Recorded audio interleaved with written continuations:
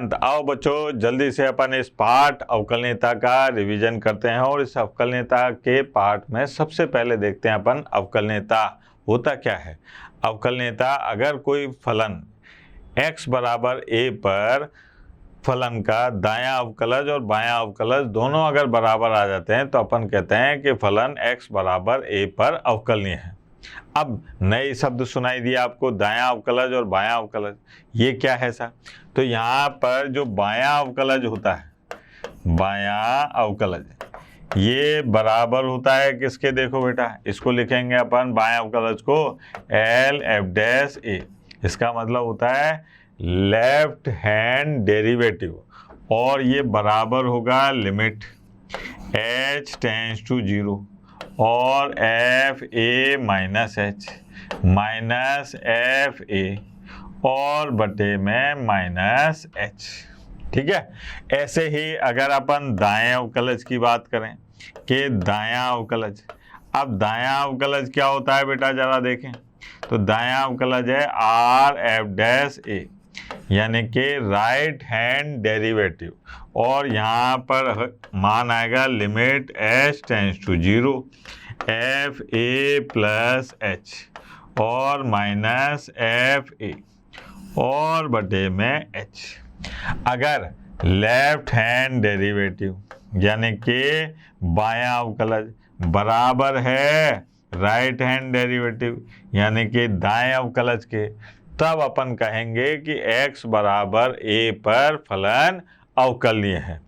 अब अवकलनीयता की जांच करनी हो, मतलब अपने को कोई फलन दे रखा है और उसमें ये बताना है कि साहब ये अवकलनीय है, तो इसकी क्या विधि रहती है साहब? मान लीजिए आपके पास में कोई फलन दे रखा है y, ये है फंक्शन ऑफ x, और इसकी जांच करनी है आपको किस पे? x बराबर a पर, कि ये फलन अवकलनीय है कि नहीं है। तो आप क्या काम करेंगे कि सबसे पहले x बराबर a पर फलन का मान निकालेंगे। ठीक है, वो क्या आएगा बेटा? एफ ए, ये आ गया। फिर x बराबर a प्लस h पर फलन का मान निकालेंगे।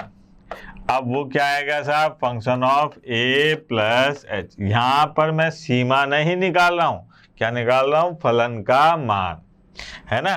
फिर मैं x बराबर a माइनस h पर फलन का मान निकालूंगा, तो यहाँ पर मुझे प्राप्त होगा a माइनस h। जब ये तीनों मान प्राप्त हो जाएंगे तो मैं क्या काम करूँगा? सबसे पहले बायां अवकलज निकालूंगा, बायां अवकलज। अब बायां अवकलज क्या होगा बेटा? ये होगा अपने पास में लिमिट h टेंड्स टू 0 और F A minus H minus F A और बटे में h, ये आ गया साहब। अब यहाँ पर इनसे मैंने उठाकर मान यहाँ रख दिए, तो उससे मेरे को क्या प्राप्त होगा? बायां अवकलज। फिर मैं याद करूँगा किसको? दाएं अवकलज को। ये आ गया अपने पास में दायां अवकलज। अब दाएं अवकलज में क्या होगा? लिमिट h टेंड्स टू 0 और F A plus H minus F A और बटे में, यहाँ माइनस h आएगा बेटा, और यहाँ आ गया अपने पास में h, ये हो गया। अब क्या है कि दायां अवकलज और बायां अवकलज दोनों देख लिया अपन ने। अगर दोनों बराबर आ जाते हैं तो अपन कह देंगे कि x बराबर a पर फलन अवकलनीय है, और अगर नहीं आते हैं तो कह देंगे साहब अवकलनीय नहीं है। एक उदाहरण से समझते हैं अपन। ठीक है, ये एक प्रश्न दे रखा है और अपने से कहा जा रहा है कि x बराबर a पर ये बताइए कि ये फलन जो है अवकलनीय है कि नहीं है। अब x बराबर 1 पर दे रखा है, तो सबसे पहले अपन ने क्या काम करा कि यहाँ पर x बराबर 1 पर फलन निकाला साहब। अब x बराबर 1 पर मैं कौन सा फलन इस्तेमाल करूँगा? इसमें देखो आप, अगर x का मान 1 से बड़ा है या बराबर है तो इसका इस्तेमाल, अगर x का मान 1 से छोटा है तो इसका इस्तेमाल। अब x बराबर 1 पर फलन कौन सा आएगा बेटा? देखो आप, ये आएगा एफ एक्स, x की घात 2 प्लस 2। यहाँ पर मैंने x की जगह पर 1 रखा, तो 1 की घात 2 प्लस 2 बराबर आ गया 3। ठीक है, फिर मैं क्या काम करता हूँ, x बराबर 1 प्लस h पर, इस पर फलन निकालता हूँ। अब यहाँ पर फलन कौन सा इस्तेमाल होगा, देखो आप, 1 प्लस h का मतलब है x का मान 1 से ज़्यादा है, तो इसमें भी यही होगा, x की घात 2 प्लस 2। अब यहाँ पर x की जगह पर मैंने 1 प्लस h लिख दिया और यहाँ आ गया 1 प्लस h, इसकी घात 2 और प्लस 2। इसको सरल भी कर लेता हूँ बेटा, तो ये आ गया 1 प्लस 2h प्लस h की घात 2 और प्लस 2।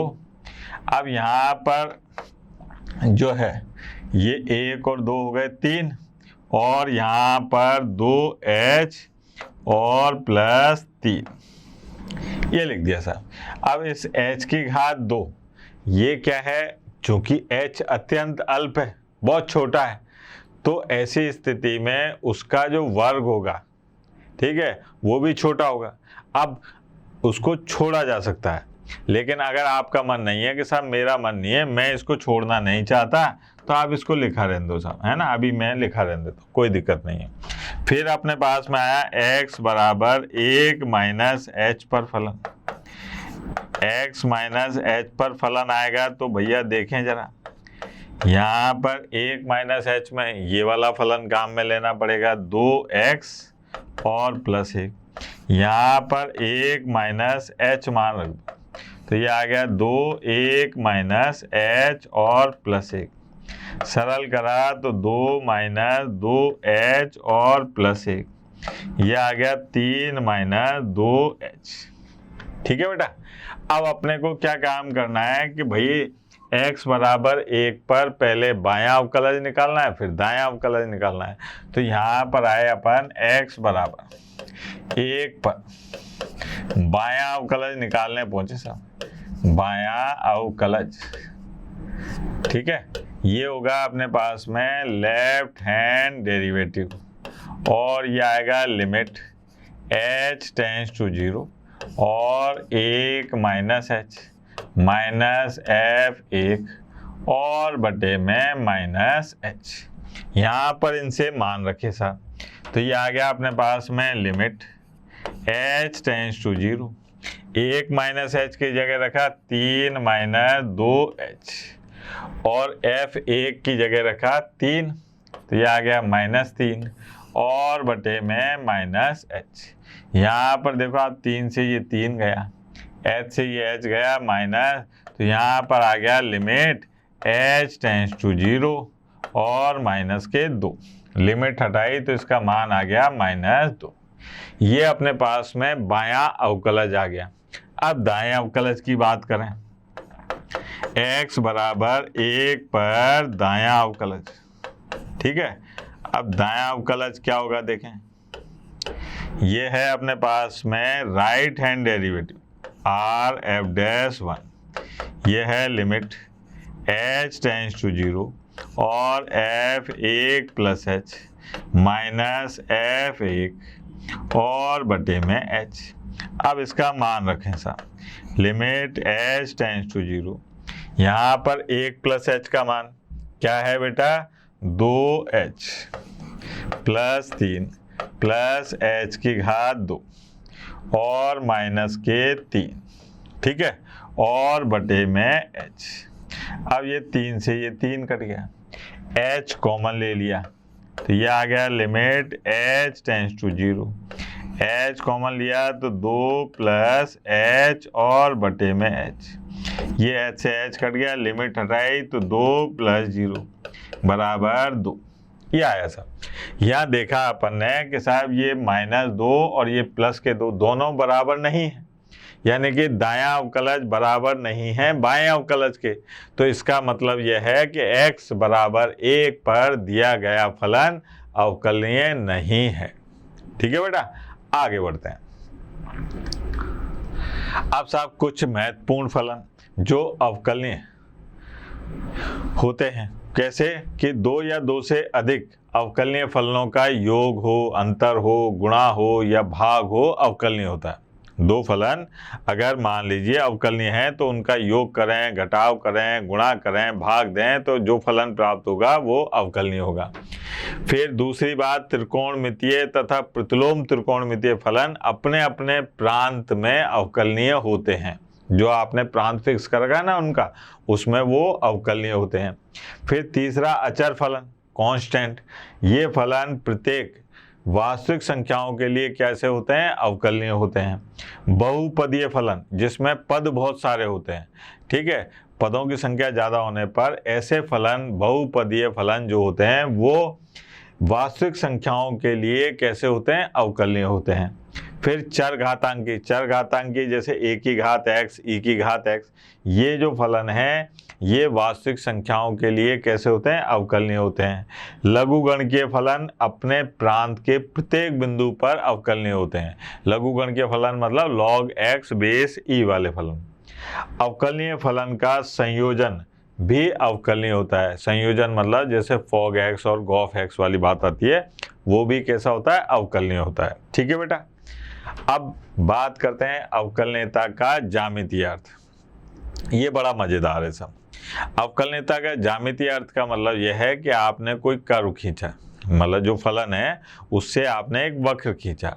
अगर उस वक्र के ऊपर एक स्पर्श रेखा खींची जाती है तो ऐसी स्थिति में वो फलन उस बिंदु पर जहाँ पर होकर स्पर्श रेखा खींची गई है या स्पर्श बिंदु पर फलन अवकलनीय होगा।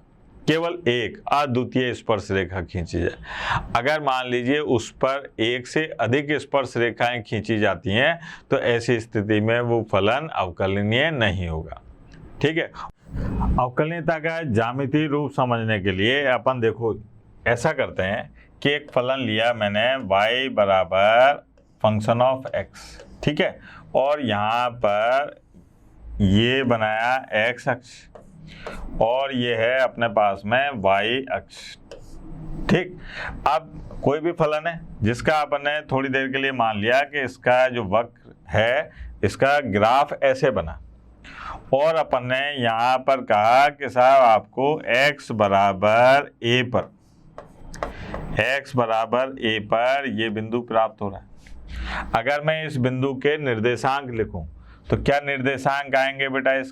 इसके निर्देशांक आएंगे x बराबर a पर a कॉमा और फंक्शन ऑफ a, ये आ गया सर। अब यहाँ पर मैंने x बराबर a प्लस h की बात करी, ठीक है, x बराबर a प्लस h की बात करी, तो यहाँ पर अगर इस बिंदु की बात करें तो इस बिंदु के निर्देशांक क्या आएंगे बेटा? इसके निर्देशांक आएंगे a प्लस h और comma f a plus h। ठीक है, यह आ गया सर। फिर यहाँ पर देखिए आप, यहाँ पर है अपने पास में x बराबर a माइनस h पर। अगर इस बिंदु की बात करें अपन तो यहाँ पर निर्देशांक आएंगे a minus h comma f a minus h, यह आ गया। अब क्या हुआ अपने पास में, अगर मैं इस पर एक रेखा खींचूं ऐसे करके इन दोनों बिंदुओं को मिलाती हुई, ये वाली, ठीक है, चित्र पर मत जाना, आप भावनाओं को समझना, इसको मिलाते हुए फिर इन दोनों बिंदुओं को मिलाते हुए, तो यहाँ पर देखा अपन ने कि ये अपने पास में एक छेदन रेखा मिल रही है। अब अपन क्या काम करते हैं कि इस पहली रेखा और ये है दूसरी रेखा, इन दोनों रेखाओं की प्रवणता निकालते हैं। और 11वीं कक्षा में आपने प्रवणता का सूत्र पढ़ा है ना, ये पहले मैं निकालता हूँ यहाँ पर कि क्या है अपने पास में, देखना a कॉमा f a, और साहब ये पहला बिंदु के निर्देशांक, दूसरे के हैं a प्लस h और f a प्लस h, यह आ गया। अगर यहाँ पर इस रेखा की मैं प्रवणता निकालने गया तो आपको याद है ना प्रवणता यानी कि m, ये क्या होता था अपने पास में, रेखा की प्रवणता y2 माइनस y1 बटे x2 माइनस x1।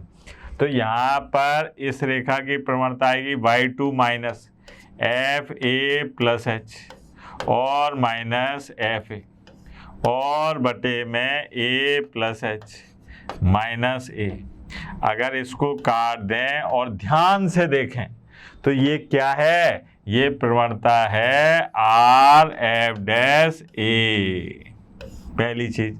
फिर अगर अपन दूसरी रेखा की प्रवणता की बात करें, इस वाली रेखा की, तो यहाँ पर क्या आएगा अपने पास में एफ ए माइनस एच और माइनस एफ ए और बटे में ए माइनस एच माइनस ए, ये कट गया।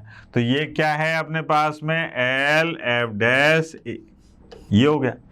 अगर मान लीजिए अपन ये कह रहे हैं कि साहब ये दोनों, ये रेखा एक की प्रवणता है, ये रेखा दो की प्रवणता है, तो ऐसी स्थिति में अगर ये दोनों प्रवणताएं बराबर हो जाती हैं, अभी तो ये क्या है, छेदन रेखाएं एक दूसरे को प्रतिच्छेद कर रही हैं, लेकिन अगर ये दोनों बराबर हो जाती हैं, बराबर होने का मतलब कि दोनों रेखाएं संपाती हो जाती हैं, दोनों रेखाएं संपाती होने का मतलब कि दोनों की प्रवणताएं बराबर हो जाती हैं, दोनों की प्रवणताएं बराबर होने का मतलब कि दायां अवकलज और बायां अवकलज बराबर हो जाता है। तो ऐसी स्थिति में ये रेखा ऐसे हो जाएगी भैया सीधी। अगर वक्र पर एक अद्वितीय स्पर्श रेखा खींची जाती है तो ऐसी स्थिति में फलन x बराबर 1 पर अवकलनीय होता है। ठीक है, तो ज्यामितीय रूप समझने के लिए अपने को ये बात याद रखनी है कि साहब अगर फलन का आप ग्राफ बनाओ, यानी कि वक्र की फोटो बनाओ और उस पर एक स्पर्श बिंदु x बराबर a पर एक स्पर्श रेखा खींची जाएगी तो वो फलन क्या होगा, अवकलनीय होगा। और एक से ज़्यादा स्पर्श रेखा खींची जाएंगी तो वो फलन x बराबर a पर अवकलनीय नहीं होगा।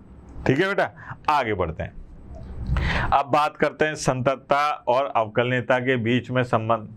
तो संततता और अवकलनीयता के बीच में संबंध यह है कि जो फलन संतत होगा, ठीक है, वो जरूरी नहीं है कि अवकलनीय हो। अगर कोई फलन संतत है तो जरूरी नहीं है कि वो फलन अवकलनीय हो, लेकिन अगर फलन अवकलनीय है तो वो जरूर संतत होगा। ये इसका सबसे बड़ा संबंध है। क्या बोला मैंने कि अगर फलन संतत है तो जरूरी नहीं है कि वो अवकलनीय होगा, लेकिन अगर अवकलनीय है तो जरूरी है कि वो संतत होगा। ठीक है बेटा। अब साहब अवकलज या अवकल गुणांक, अवकलज या अवकल गुणांक का मतलब यह है कि जब अपन ये देखते हैं कि f एक वास्तविक मानीय फलन है, मतलब एक फलन ऐसा है जिसमें x का कोई भी मान रखते हैं तो अपने को एक वास्तविक मान प्राप्त होता है और उसमें दायां अवकलज का अस्तित्व है, बाएं अवकलज का भी अस्तित्व है। तो ऐसी स्थिति में अपन क्या काम करेंगे कि इस दाएं अवकलज को कहेंगे f डैश x, यानी कि एक अवकलन। इसको सरल करने पर जो मान आता है उसको कहते हैं अपन अवकलज। ठीक है, और इस क्रिया को कहते हैं अवकलन, जिसको अपन ऐसे भी लिख सकते हैं f डैश x को d बाई डी एक्स और ये फलन x। तो dy बटे dx का मतलब है कि y का x के सापेक्ष अवकलन किया जा रहा है। अब यहाँ पर अच्छे तरीके से समझने के लिए आप अवकलन के कुछ मानक सूत्रों को याद करते हैं। मानक सूत्र क्या हैं? जैसे सबसे पहला मानक सूत्र है D D x constant. Constant का मतलब अगर कोई अचर राशि है और उसका अवकलन किया जाए तो उसका अवकलन क्या होता है? 0। अब बालक के अचर राशि कौन सी है साहब? तो अचर राशि है जैसे 5, 7, 9 है ना, साइन पाई बटे 4, लॉग ए, ठीक है, साइन के, ये सब अचर राशियां हैं। ऐसा करें कि x के सापेक्ष अगर आप अवकलन कर रहे हैं और फलन में x ही नहीं है तो ऐसी स्थिति में उसको क्या कहेंगे? अपन अचर कहेंगे और उसका अवकलन क्या आएगा? 0। फिर साहब बात करिए अपन ने डी डी एक्स एक्स की घात n की। अब ये आएगा n x की घात n माइनस 1। मतलब यह है कि अगर x की घात अचर है उसका अपन अवकलन करते हैं तो घात को आगे डाल दो और ऊपर x में एक घात कम कर दो। ठीक है, डी डी एक्स ये मानक सूत्र है बेटा, यहाँ पर बात करी अपन ने अंडर रूट एक्स की। अब अंडर रूट एक्स का मतलब होता है 1/2 रूट एक्स, ये आ गया इसका अवकलन। अब बालक के ये कैसे आया सर, तो यहाँ पर देखिए अपन कह रहे हैं कि साहब डी डी एक्स की पावर 1/2, अंडर रूट एक्स का मतलब एक्स की पावर 1/2। अब एक्स की पावर 1/2 है तो यहाँ एन का काम कौन कर रहा है, 1/2।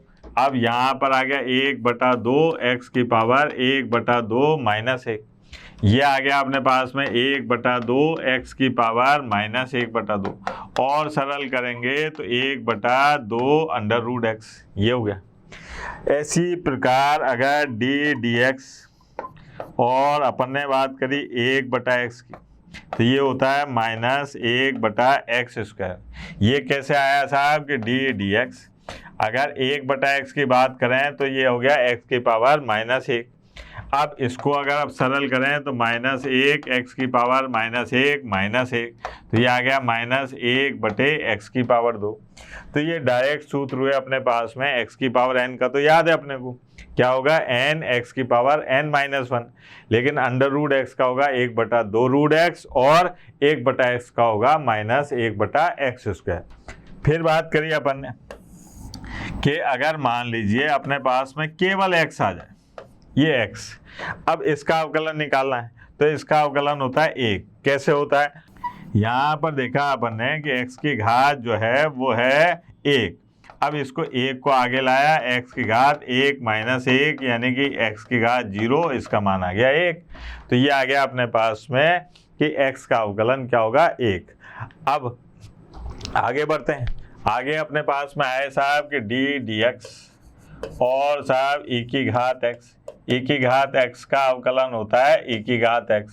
फिर आए साहब डी डी एक्स a की घात x, a की घात x का अवकलन होता है a की घात x और log a बेस e, ये आ गया।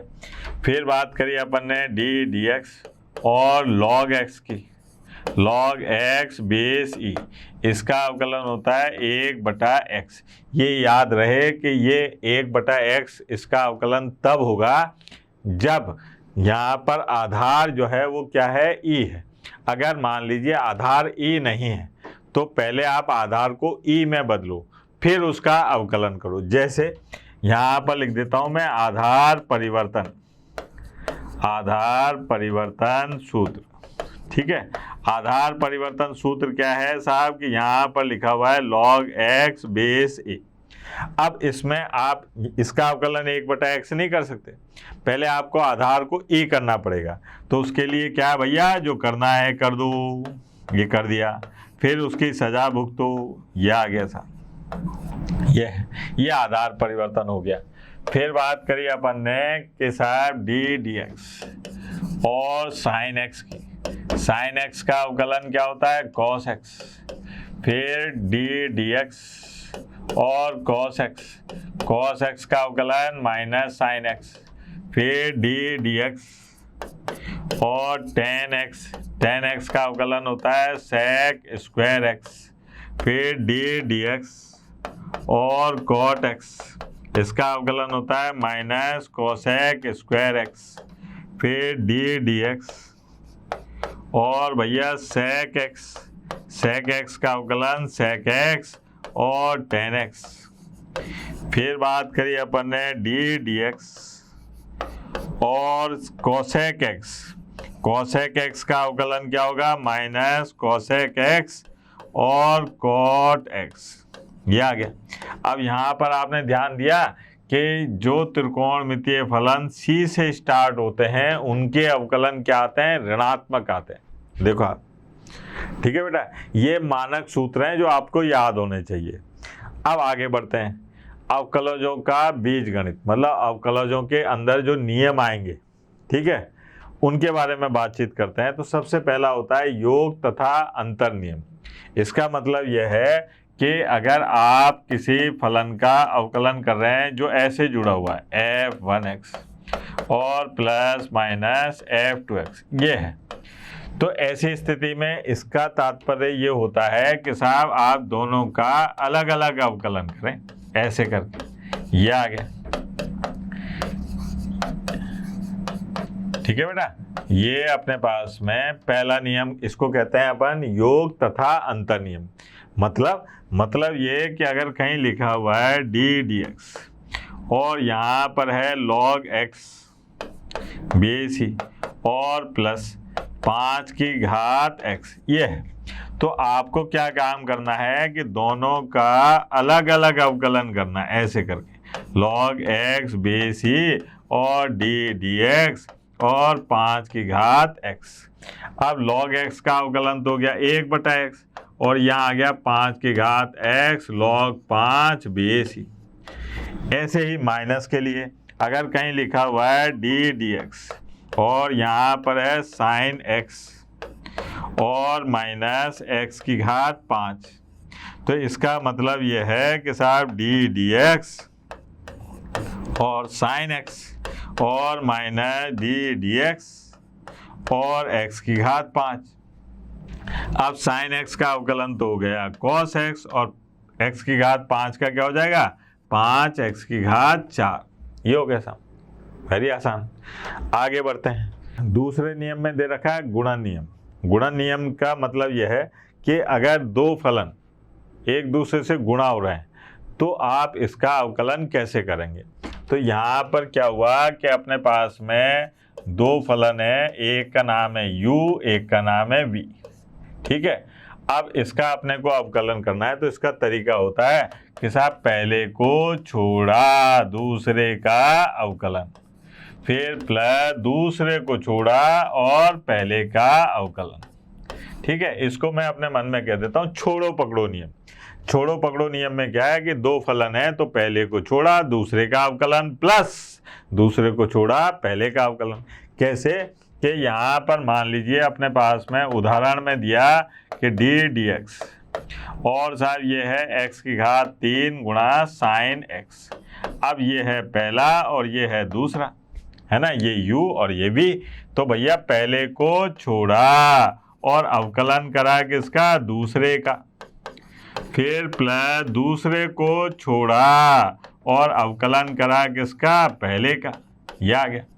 अब दूसरे का अवकलन देखो आप x की घात 3 तो ऐसे साइन x का अवकलन cos x plus sign x और x की घात 3 का अवकलन 3x की घात 2। अब चाहो तो यहाँ से x की घात 2 कॉमन ले लो और ये बता दो कि साहब x cos x plus 3 sine x, ये आ गया साहब। अब यहाँ पर अपने को केवल इतना याद रखना है कि पहले को छोड़ा दूसरे का अवकलन प्लस दूसरे को छोड़ा पहले का अवकलन, इसको कहते हैं गुणन नियम। ठीक बेटा, आगे बात करते हैं। अब बात करते हैं भागफल नियम की। भागफल नियम का मतलब क्या हुआ कि अगर मान लीजिए कोई फलन इस प्रकार से है डी डी एक्स और यहाँ पर लिखा अंश और बटे हर के रूप में है, तो अपन क्या काम करेंगे कि इसको पहले लक्षण से लिखेंगे। कैसे, हर का स्क्वायर और हर को छोड़ा, फिर अवकलन करा किसका अंश का और माइनस अंश को छोड़ा और फिर अवकलन करा किसका बेटा हर का। और यहाँ लिख दिया मैंने कि भैया इसको याद करने का सबसे बढ़िया तरीका है हर हर महादेव। अब कैसे भैया हर हर महादेव, हर हर महादेव ऐसे कि हर पे ही ताकत लगानी है, हर का स्क्वायर हर को छोड़ना है, हर का स्क्वायर हर को छोड़ना है, फिर अंश माइनस अंश हर का अवकलन। एक उदाहरण से मतलब इस सूत्र को मैं बताता हूँ कि भैया बिल्कुल सत्य है ये। देखो आप साइन x बटा कॉस x है। अब यहाँ पर साइन x अंश है और कॉस x हर है। अपने को याद है कि 10x का अवकलन सेक स्क्वायर x होता है। देखें इस सूत्र से आएगा क्या बेटा, तो यहाँ पर देखिए आप हर का स्क्वायर यानी कि कॉस स्क्वायर x, फिर हर को छोड़ा और अवकलन करा अंश का, अंश कौन है साइन x, फिर माइनस साइन x को छोड़ा और अवकलन करा किसका हर का। ठीक है, ये आ गया भैया। अब यहाँ पर देखिए cos x और sin x का अवकलन cos x minus sin x और cos x का अवकलन माइनस sin x। अब बटे में है अपने पास में cos स्क्वायर x, ये आ गया अपने पास में cos square x plus sin square x। अब अरे ये तो बच्चा जानता है, इसका क्या मान होता है बेटा, इसका मान होता है 1 बटा cos स्क्वायर x बराबर आ गया sec स्क्वायर x। मतलब ये सूत्र बिल्कुल सही है, हर हर महादेव सूत्र बिल्कुल सही है। एक उदाहरण भी लेके देख लेते हैं आप इसका। sec x माइनस 1 और sec x प्लस 1 दे रखा है, इसका अपने को हर हर महादेव विधि से हल करना है, यानी कि भागफल विधि से इसका अवकलज ज्ञात करना है। तो सबसे पहले अपन क्या काम करें कि यहाँ पर डी डी एक्स और ये दे रखा है sec x minus 1/sec x और प्लस 1। अब मम्मी पापा ने कहा था कि बेटा साइन कॉस सरल होते हैं, टेन कॉट कोसेक कठिन होते हैं, तो मैंने इसको कॉस में चेंज कर दिया। तो ये आ गया 1 माइनस कॉस एक्स और ये आ गया 1 प्लस कॉस एक्स।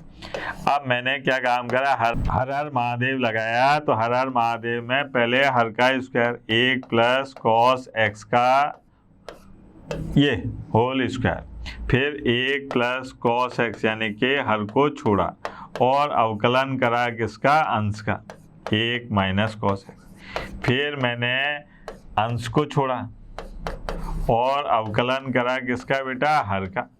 ये देखो आप डी डी एक्स और 1 प्लस कॉस एक्स ये आ गया। अब यहाँ पर देखो आप कि 1 प्लस कॉस एक्स, ये तो ऐसा कैसा है ना, और 1 का अवकलन आ गया 0 और यहाँ आ गया प्लस साइन एक्स। ठीक, फिर माइनस 1 माइनस कॉस एक्स, यहाँ पर 1 का अवकलन 0 और साइन एक्स कॉस एक्स का माइनस साइन एक्स, ये हो गया। और बटे में ये है 1 प्लस कॉस एक्स इसके होल घात 2। सरल करें साहब, यहाँ पर क्या दिखाई दे रहा है अपने को, साइन एक्स और plus sine x cos x है ना, फिर यहाँ पर माइनस और माइनस प्लस साइन एक्स और ये minus sine x cos x और बटे में ये आ गया 1 प्लस कॉस एक्स इसके होल घात में 2। ये दोनों कट गए और ये क्या आ गया अपने पास में, 2 साइन एक्स और बटे में 1 प्लस कॉस एक्स का होल स्क्वायर। ये आ गया सब आंसर। तो ये था अपने भागफल मेथड, यानी कि भागफल विधि से अवकलज ज्ञात करना। आगे देखते हैं। अब बात करते हैं अपन संयुक्त फलनों के अवकलज के बारे में। अब संयुक्त फलन के अवकलज का मतलब यह है कि एक फलन के अंदर दूसरा फलन घुसा हुआ हो तो उसका अपन कैसे अवकलज करेंगे, उसके लिए इन्होंने बना रखा है श्रृंखला नियम, यानी कि चेन रूल। अब इस तरीके से समझने के बजाय अपन ऐसे समझते हैं कि मान लीजिए यहाँ पर अपने पास में कोई फलन है e की घात और यहाँ लिखा हुआ है साइन एक्स, ये आ गया साहब e की घात साइन एक्स। अब यहाँ पर मानक सूत्र तो है e की घात x, लेकिन यह है e की घात साइन x, मतलब फलन के अंदर फलन है। तो अपन क्या काम करेंगे कि सबसे पहले इस फलन को मानेंगे अपने मन में x, ये मान लिया आपने मन में x और इसका अवकलन करा तो ये आ गया e की घात x। फिर जिसको मानते हैं उसका अवकलन जलूल जलूल करते हैं। तो यहाँ पर जो माना था आपने, किसको माना था बेटा, साइन एक्स को, उसका अवकलन जरूर करते हैं। अब इस x की जगह तो लिख दिया अपन ने साइन एक्स और साइन एक्स का अवकलन हो गया कॉस एक्स, ये आ गया। यह बात समझ में। अगर मान लीजिए कहीं पर ये लिखा हुआ है डी डी एक्स और यहाँ है साइन एक्स की घात 3, अब होना चाहिए था साइन एक्स, लेकिन यहाँ दिखाई दे रहा है साइन एक्स की घात 3।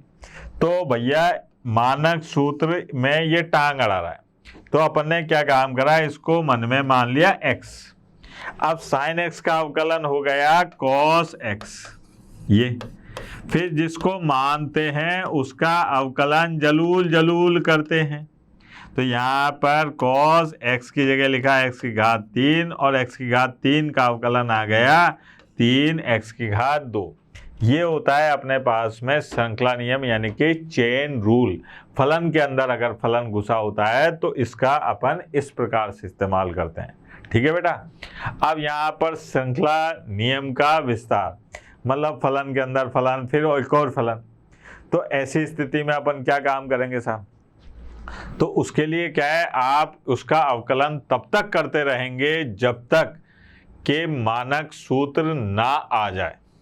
जैसे अभी अपन ने यहाँ पर देखा कि साहब डी डी एक्स और यह है e की घात साइन और x की घात 3, ये आ गया सर। तो सबसे पहला काम क्या करूँगा कि e की घात x है तो इसको मानूंगा, तो इसको मैंने मान लिया x, तो इसका अवकलन हो गया e की घात x, और फिर जिसको मानते हैं उसका अवकलन करते हैं, ये आ गया देखो आप साइन x की घात 3।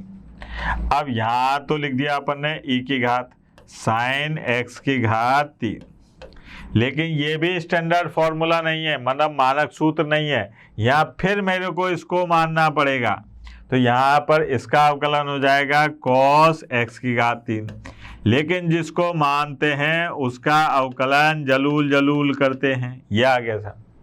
अब यहाँ पर आ गया अपने पास में e की घात साइन x की घात 3 cos x की घात 3 और x की घात 3 का 3x की घात 2, ये है साहब। तो ये है श्रृंखला नियम का विस्तार, मतलब आप इसका अवकलन तब तक करते जाइए जब तक कि मानक सूत्र ना आ जाए। मानक सूत्र कौन से? जो अपन ने पहले पढ़े थे। अब एक उदाहरण भी देख लेते हैं साहब। x के सापेक्ष इसका अवकलन गुणांक ज्ञात करना है, यानी कि अपने को dy बटे dx ज्ञात करना है। तो यहाँ पर दे रखा है, अपने को दिया है, क्या दिया है बेटा? दिया है कि y बराबर log और साहब log x। अच्छा ये याद रहे कि अगर प्रश्न में यहाँ आधार नहीं लगा हुआ है तो आपको यहाँ पर ई मानना पड़ेगा, ठीक है। और अगर मास्टर लगाना भूल जाए कोई दिक्कत नहीं है, क्योंकि मास्टर की जो कटनी थी कट गई जिंदगी, अब आपकी कटनी बाकी है, तो इसलिए आपको यहाँ पर ई लगा लेना है। अगर आधार परिवर्तित होगा तो वहाँ पर आधार जरूर लिखा जाएगा, ठीक है। अगर नहीं लिखा गया है तो ये मान लीजिए अपने दिमाग में कि यहाँ पर आधार ई है, ठीक है बेटा। अब इसका अवकलन करने गए तो यहाँ लिखेंगे x के सापेक्ष अवकलन करने पर, अब अवकलन करने पर क्या होगा बेटा? इसका अवकलन आ जाएगा dy बटे dx। अब यहाँ पर क्या करा कि ये स्टैंडर्ड सूत्र नहीं है, तो मैंने इस पूरे को अपने मन में मान लिया x, और इसका अवकलन हो गया 1 बटा log x बेस। फिर जिसको मानते हैं उसका अवकलन जरूर जरूर करते हैं, तो ये आप देखिए, ये आ गया अपने पास में dy बटे dx, और ये हो गया 1 बटा log x बेस ई, और इसका हो गया 1 बटा x, तो ये आ गया 1 बटे x log x बेस ई, ठीक है बेटा। ये हुआ साहब अपने पास में अवकलनीयता, ठीक।